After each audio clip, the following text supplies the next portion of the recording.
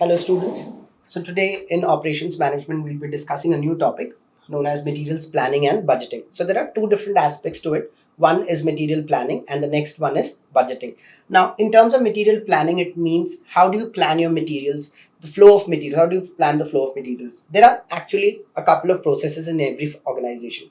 You have materials that come into the organization, then they have some kind of processing, and after that you have materials that go out. Now in this specific chart, as you can see, a material planning process is like this. You generally start off with a sales forecast, which determines the amount of materials required.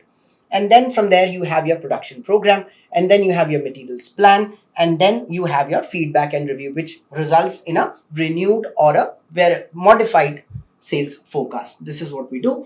So, material planning generally is a scientific process in which you determine the requirements of raw materials and other things in your organization so that you have minimal amount of idle time because of low stock of materials or low anything else that you have. Then you have material flow cycle. Now material flow cycle is, as I explained before, every organization would start off by having raw materials, receiving materials, then it will have some inspection of materials, then it will go to storage, then you will have your assembly line, then you will have again inspection, storage again, then customer will receive it and you will receive cash and you will buy the materials again. So this is basically a material flow cycle, that is from start to the end. Now in this specific process, what we can understand is there are several stages in each process that requires a certain amount of time.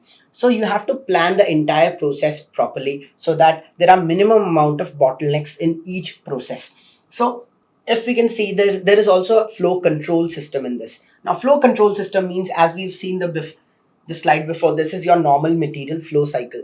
Now there should be a system that monitors this cycle so that the amount of time taken for this cycle is minimal, because as the size of the cycle increases, the investment in the cycle also increases. So we should ensure that the time invested or the money invested in this cycle is minimal. So if you have two different companies or similar companies having similar processes and they have two different flow cycles, what will happen is the company with a smaller flow cycle will be ideally more profitable because the investment in that flow cycle will be comparatively less. Now, how do you do that? How do you control it? You can control it using the flow control system, in which you start off with having your money, or you pay money or cash credit for it, and then you get your equipment, materials, and services. From that, you create your products, and then again, these are sold, and these are sold for credit, or you get cash for it. Now, in these things that you receive can either be converted by, first you procure them, then you convert it by manufacturing, then you convert it by sales, and all of these things result in each different stage. As you can see, there are several processes. You have your purchase process, you have your manufacturing process, you have your marketing process. So all of in different stages, what we ensure is to have minimal amount of lag or slack time in each process. Higher the slack time, higher the problem. So that is why we have a flow control system in place, which ensures that this flow is kept at a minimal level. Now, then flow control has these different functions. One is to control the process that is taking place, as we said earlier, to ensure that the material flow is optimized or smooth, and to monitor the transport process. Then connection to control system is ensured, and if there are any problems, there should be a provision to troubleshoot and to handle some errors. Now this is bound to happen in any organization or any flow system. What you will see is over a period of time you will have some errors and problems. So the flow control system should be such that accommodates a certain amount of troubleshooting and error handling systems. Then how do you do material planning? There are several uh, processes. The first one is your past consumption analysis. This is the most easiest and known method used by organizations. Now, if you look at different organizations and production systems, they rely on past data to forecast future data. Now, if you look at past data, as in statistics, it is easy to predict to a certain extent what will happen in the future. Now, for that, what you require is a large volume of past data, your own or somebody else who's in a very similar operation, which is very rare. But generally, what we do is we use your own past data. Now, with that past data, what we can do is you can have a certain amount of benefits. The first benefit is the subjectivity aspect is minimal, because in that case you have hardcore numbers and numbers cannot be changed for somebody else. So if you have past data that shows something and it is used to predict with a robust tool, it is used to predict something else, then at that point what will happen is you will have that forecast as a base, because otherwise if you look at somebody who's not using past data, there will be a lot of subjectivity in it. Then you have your method of estimation. Now this method of estimation, because it is based on numbers, it is scientific. Now because you have certain known processes like regression or moving averages, you can use all of these methods, and these are known proven methods. Because of these proven methods, they can be termed as scientific methods. Then you have these relationships that you can form between dependent and independent variables. For example, you can form a relationship between your past sales and materials required. Now for example, if you have 1000 crores of past sales, and for that you might have required 100 crores of raw materials, for that specific purposes, for every year you can forecast accordingly. So with that, what you can do is, it is very easy and to establish relationships between dependent and independent variables. In this case, you have dependent, your this requirement of materials, and independent is your sales that you have. And these are more reliable systems because they can be repeated, and these systems are proven over time, and it is less costly also. Now, how do you do this specific process? As I said before, the easiest way is to use a trend projection. Trend projection means you create a trend based on past data. Now trends means, as you can see, if there are certain graphs of what you can use in that case. So in certain graphs, as I'll just show you this. Now if you look at different trends here, now you can identify a trend in a pattern if you see.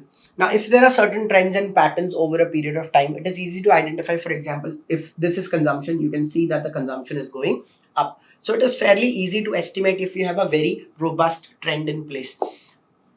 Now these robust trends, if you look at these systems are pretty common in this organizations, because all organizations tend to use these systems, because trends are very simple to use, it is easy to use over a period of time, and they're very cost effective also.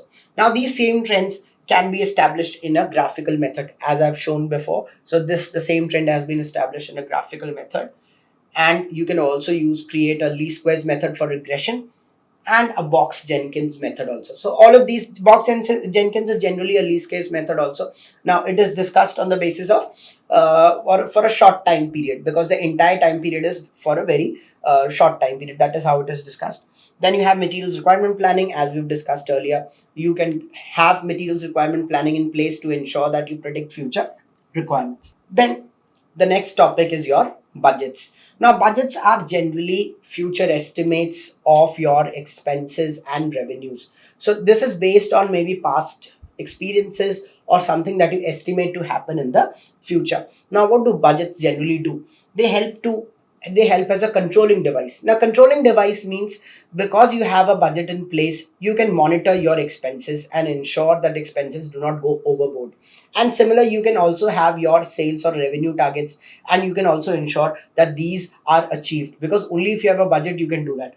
Then you have profit centers, because you have a budget in place, you can identify different profit centers which generate a certain amount of profit, and then you can do that. Then you have budgets are generally prepared for 1 year, but you can have lesser budgets, 1 week budget or maybe 10 days budget, but generally it is for 1 year. And budgets are always expressed in numbers, and that is the speciality of budgets, because it is not subjective in nature. You know the amount that is specified there, and it is always expressed in numbers. And this is the difference between a budget and a forecast. A budget generally is a very static document that does not change. Forecast may change accordingly to the situations. For example, if I feel that tomorrow the economy is going down, the forecast may change, but the budget will not change over a period of, let's say, 1 year. But you will have, if forecast is not for a specific period, you can change it accordingly. Then budget generally allocates funds, and forecast helps determine where should you allocate funds. Because when you have, for example, if I'm allocating $10,000 for a specific department, the forecast helps me to understand whether that allocation is fruitful or not.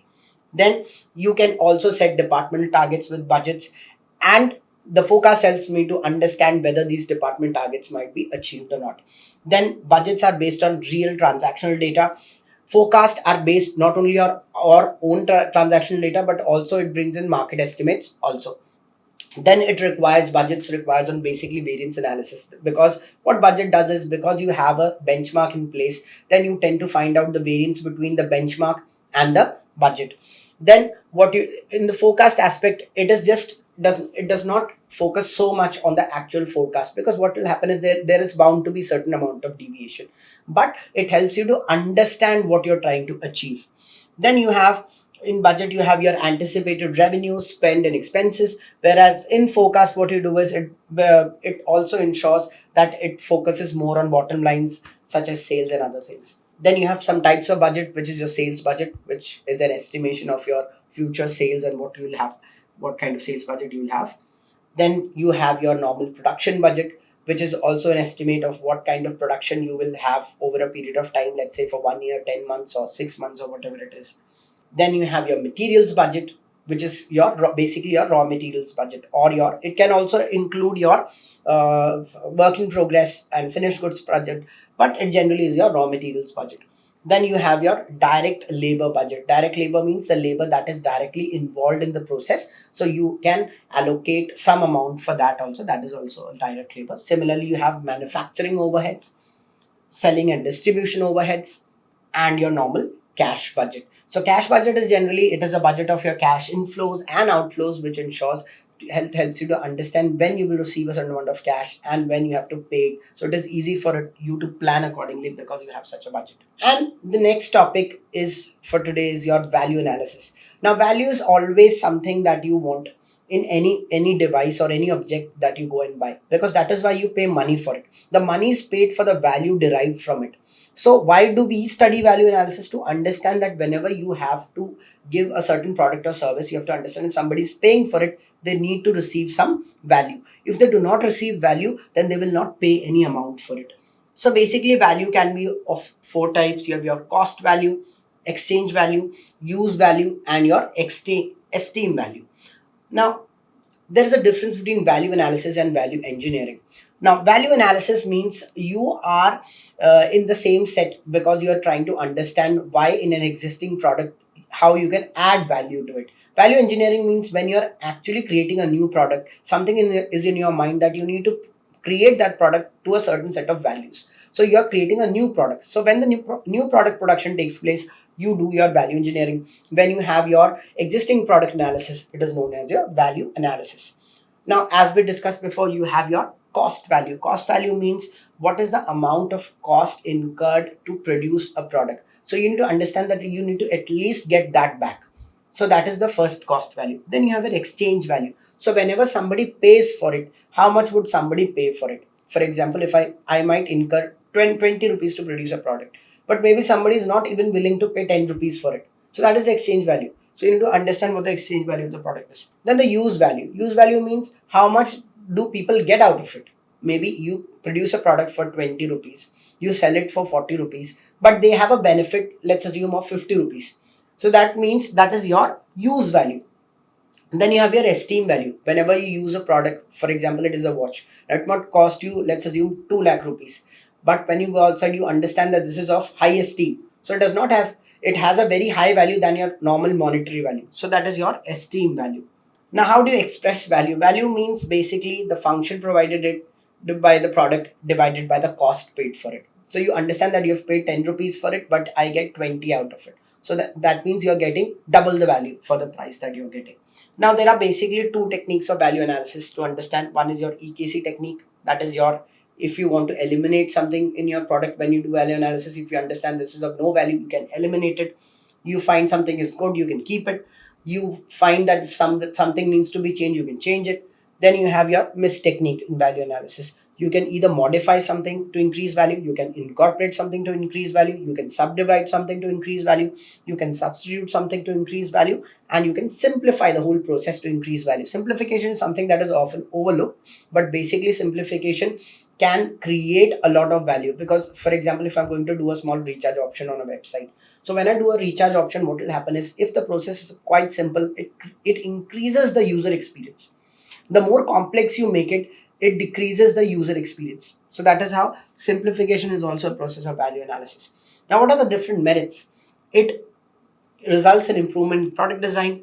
It helps in maintenance of quality. It helps in elimination of wastage. It results in savings of cost, then creation of new ideas and products, then neglected areas are brought under focus, then you have quantification, because sometimes value is always a certain intangibles also. As I said before, you might have paid 20 rupees to create it, but a person is getting 50 rupees worth value out of it. So that there are certain intangibles involved, so you need to understand that also. Then if you have good value, you can have your building, your company image will also increase. Then how do you do your value analysis? You start off with your orientation phase, in which you have a team that works on it, that has an objective in place to understand how different values in your specific product will be created. Then you have phase of information, in which you understand each component of your so-called product or service, and then you understand the function derived from it. Function, as we've discussed before, is your cost paid for it versus your function, that benefit that you get from it. Then you have your phase of innovation. Okay, now because you've understood what your product provides, you need to add something into it, because as I said before, this is purely based on existing products. Then you have phase of evaluation, in which you will have several alternatives in place, and then you understand that there is it requires some kind of like you can select one specific alternative out of it for the best benefit. Okay, then you select a specific benefit from those different alternatives, which is your phase of choice. And then you have phase of implementation, in which you actually try to sell it in the market. Then after people use it, you have your phase of review. Okay, so thank you, that was it for today. Thank you.